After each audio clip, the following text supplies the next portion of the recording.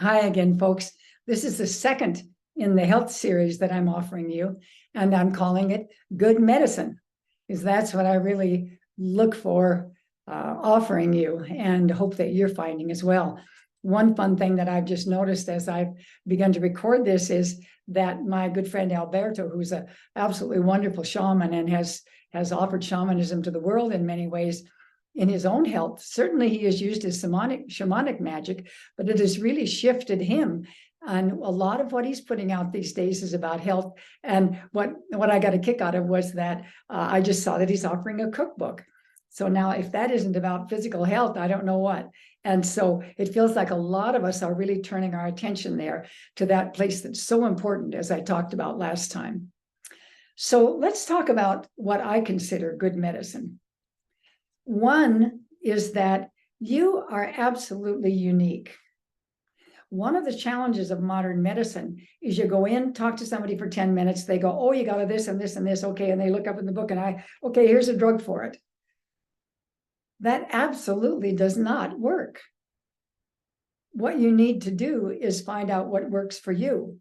And as well, like even taking some kind of medicine, or taking some kind of, I take supplements of various kinds.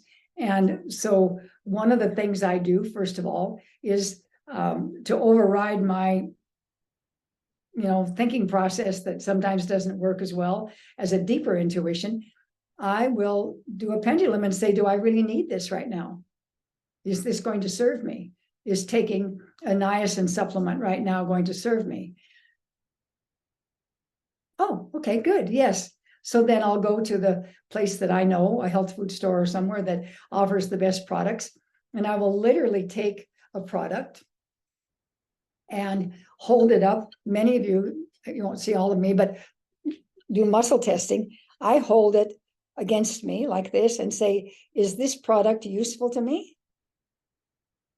Whoop. If I lean forward, it's a yes. Whoa. If I lean backward, it's a no. Your body really knows these things. So you can muscle test and use a pendulum and that kind of thing to find out what you uniquely need. You, right now, you specifically, this body, because many symptoms have many different causes and your body is absolutely unique.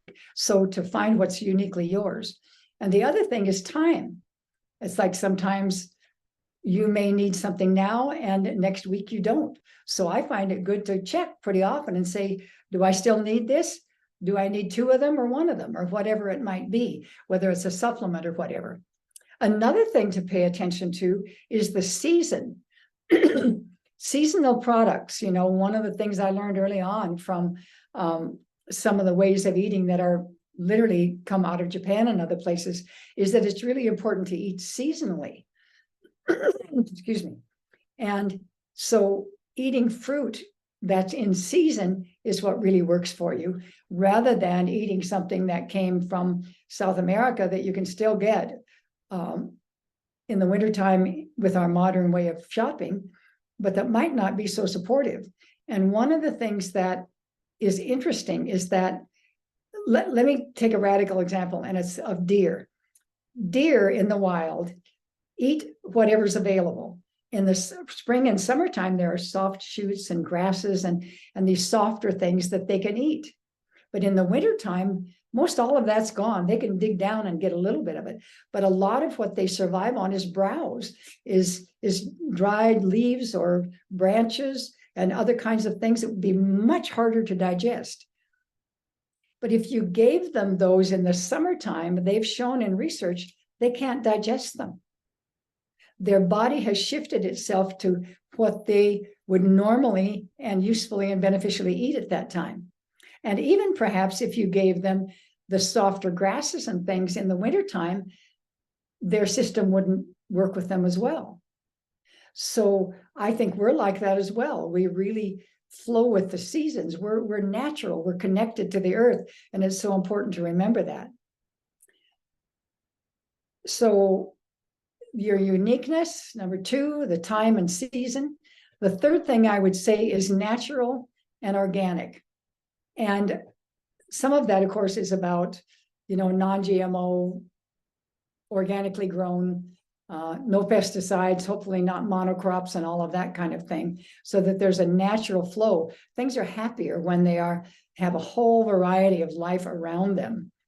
And the other thing is that often the full plant itself, like we know that a lot of the pharmaceutical companies are going out there and sending out people, biologists and others, ethnobotanists and others out into the wild to start seeing what native people use. Then they take those things, over harvest them, break them down into the component that's supposed to help, and give you that in a pill. But what they don't realize is that it's the whole plant, it's the whole environment, it's the wholeness of it that really creates healing. And it's important to remember, that certainly in the English language, heal, healthy, whole, and even holy are in that same frame. It's really about the wholeness, not just one individual little that's supposed to fix everything. So think about natural food, natural, a fourth thing I might say would be wild food and herbs. They've shown that wild foods, when you can gather something from the wild, keys in better to your receptive system. We've eaten those things down through time. And so there's this lock and key kind of set up where we receive things, and that wild things work better. And I think that's why herbs work better as well. They hook up better with our system. And as well, I know one of my herbal friends says, if you have something wrong with you, go outside and see what the weeds are around you. And they're often exactly herbally what you need to heal yourself. There's a kind of intelligence in the wholeness and holiness of life that really makes a difference. And what I want to say here is that I'm going to just whip down through these very quickly. I like these to be short so you can take them in the kind of time you have. I know you're busy people. So, these are just hints. These are things that you can think about much more deeply, and maybe come back and listen to this again if you have time. But I'm just really throwing out some thoughts here that I want to stimulate your brain about how you take care of yourself and what good medicine is. Another thing is that good medicine works from the inside out. It's like, let's say psoriasis or something. You go to a modern doctor many times and they give you a salve to put on it to try to get rid of it. Well, it's actually a symptom of your gut and your immune system and many other things that are off. And if you just cover that up, then you're not dealing with the deeper level. And many, many times a change of diet, watching gluten, eating a little differently, exercising more, drinking more water, all of these simple things can clear things up in an amazing way. And that's what you need for your whole body, not just to deal with this psoriasis of some kind. So inside out, looking at what's really going on and dealing with that from the inside. Another thing is to look in all of your health and medicine ways, to look at things that support health and not mask the symptoms. And of course, I was just talking about that. And there's a new form of medical doctor called functional medical doctors. And they really take time. Instead of 5 minutes and a pill, they take an hour or so, do a lot of testing and checking to see what's going on in your body, your biome, your digestion, your food, your allergies, your own unique system and what's happening with it, so that they can really figure out how to support your health rather than mask a symptom. So I highly recommend that kind of doctor. And certainly naturopathic doctors lean that way much more as well. They're really wanting to see what is it that's going on with you that causes these outer symptoms. Let's get down to the basics and deal with that. So a part of that as well that I will say is choose your healthcare practitioners well. You know, there are Ayurvedic practitioners. That science has been going on forever and ever. Acupuncture and Chinese medicine, I favor that. My body seems to love that. I mean, those things are 5,000 and 6,000 years old, and they haven't just been goofing around and not doing any good.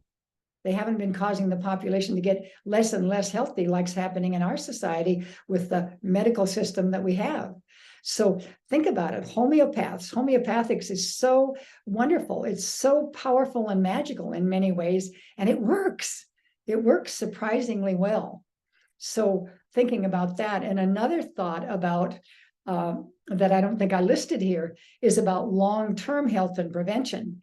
And one of the things I do is I have a constitutional homeopathic consultation once a year or so. And we just talk about everything in my life, whether it's social, health, work, up, down, stress, life in general. And my homeopath really listens deeply and says, I think what might be supportive for you now is this. And he gives me something that will support my life as it is in an ongoing way. And I think those things are good to really look to support your health preventatively. And part of that is eating, drinking, the kind of choices you make that I talked about above. So really supporting your health, not masking the symptoms. And another thing I would say is low impact. And, you know, for me, it's the difference between homeopathics, where you get a plant or a mineral substance or something, refine it and define it, take the tiniest bit of it, dilute that, and then dilute and dilute and dilute it again, gathering the energetic essence of it, rather than killing enormous amounts of plants to take one tiny ingredient out and destroying so many things to get it. And as well in herbalism these days, there's all the wonderful herbal tinctures and salves and all of that, but there's also the possibility of using plant spirit medicine, where you might use a teeny tiny bit, the essence of that, to awaken it in you, and then ask the spirit of the plant to heal you. And those things are remarkably beneficial, useful, workable, and healthy. So think about that kind of thing, where you can, in a sense, for me, it's like put the least in to get the most out of it, to let your body, to stimulate your health rather than making your system do something. Because often those are partial, you know, you shift this, but you don't handle that and that and that are related to it, and it never quite comes together. It'll tumble again and again.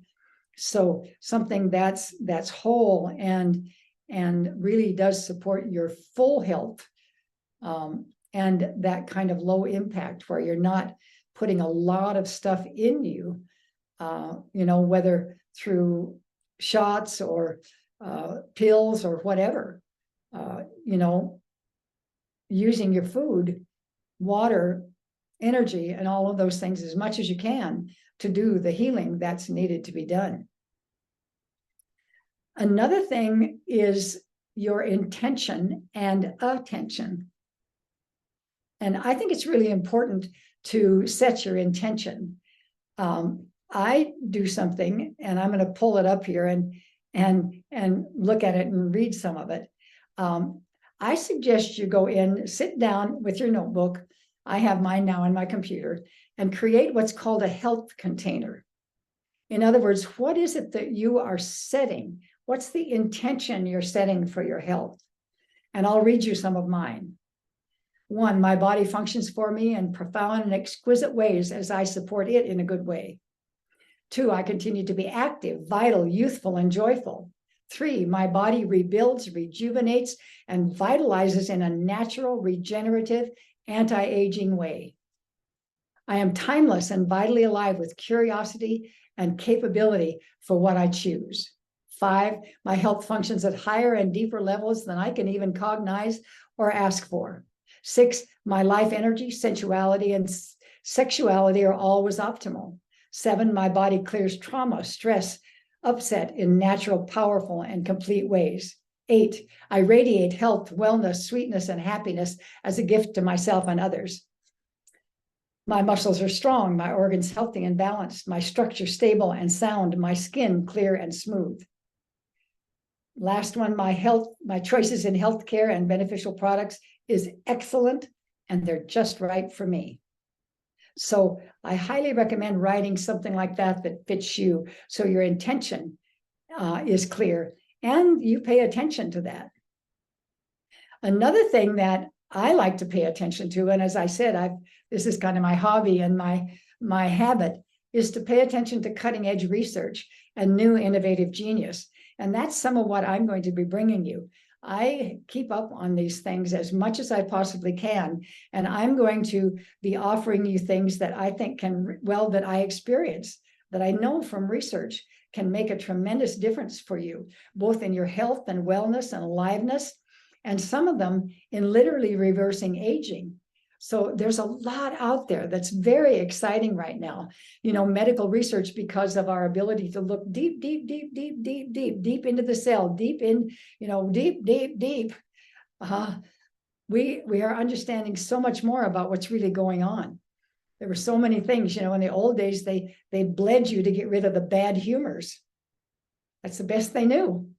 But then we've progressed and progressed and progressed. And especially as we get beyond the things that are unnatural, that are invasive, that are chemical, we can find things that are going to be very powerful for us. Another thing is to support life rather than killing it. And we have this strange thing in the modern world, and I've talked about this many times before, where we think we have to kill things to make our lives okay. We have to kill all the pests. We have to kill the bacteria. We have to kill stuff. We have to kill those guys. We have to kill things to be okay.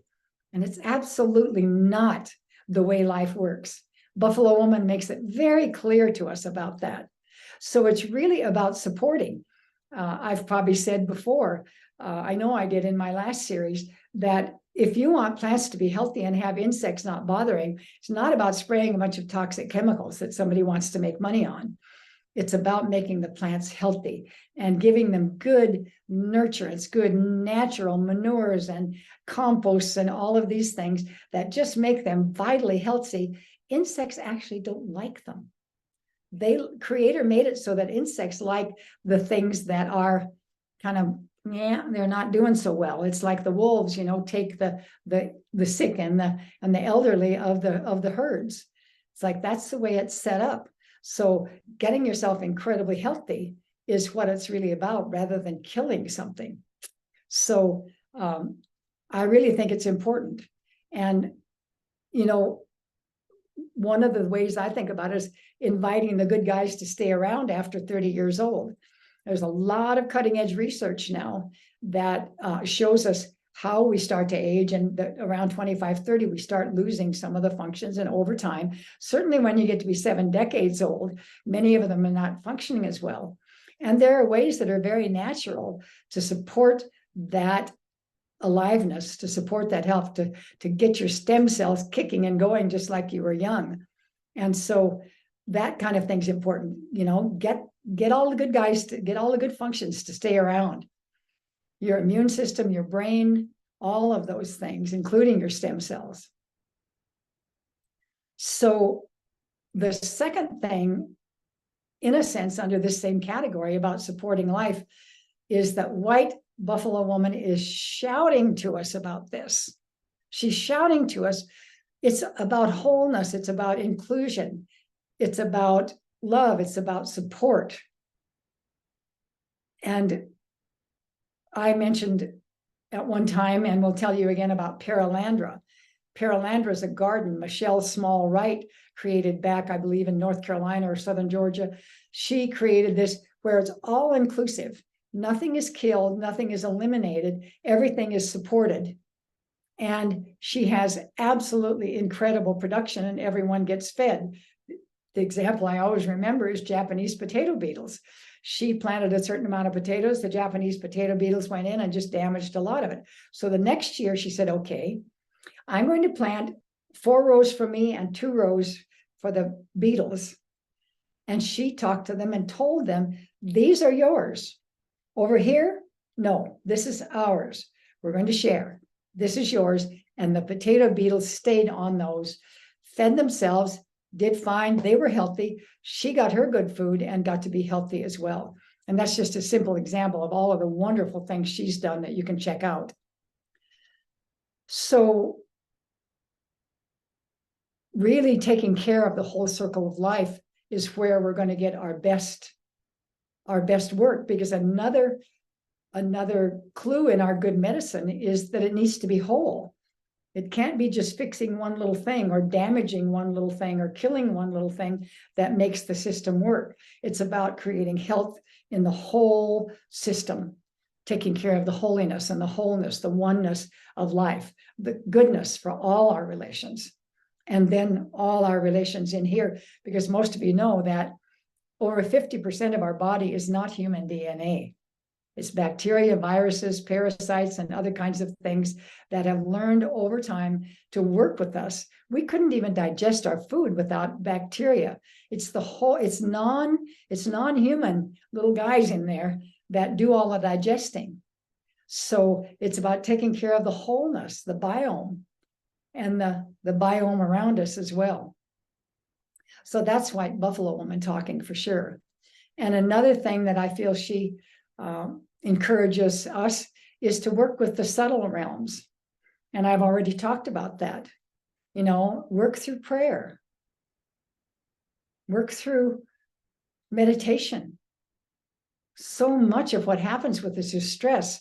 I've seen people literally kick up things that maybe were in their system from childhood that had not come forward. And when they got in tremendous stress, these diseases came forward and literally took over and killed them. And so stress is the killer. So anything we can do, get out into the natural world, breathe, move, touch in to get your feet bare, get your feet on the ground, get that balancing energy of the Mother Earth. All the subtle things around us make such a difference. So, whether it's homeopathic or plant spirit medicine or whatever it might be, certainly setting your intention. These subtle realms are also places to pay attention to create the good medicine that you want for yourself, your family, and the whole circle of life. So the next one I'm going to offer you is remembering that we can't be truly healthy until the system and the life around us is healthy. And the more we know, the better choices we can make. And we're going to get deep, because a lot of these things are challenging to hear, challenging to be aware of, challenging to listen to. But by gosh, if we know what's going on, can take that deep breath and face into that and choose. As we go into this time of the feminine, the Great Mother is pushing up all of these really challenging, negative, and difficult things to deal with, because we need to get rid of them. We can't suppress them and ignore them. Oh, I don't want to think that the life is that way, or people are that way, or my country is that way, or we can't do it that way. We need to face things and make different choices. So I'm going to be doing, the next time it's going to be about big challenges, and we've got some big challenges ahead. We've also got all of this amazing magic that Creator and Mother Earth gave us. That's good medicine. Thanks so much for spending time with me. I appreciate it a lot. My prayer is that it's beneficial for you. Bye for now.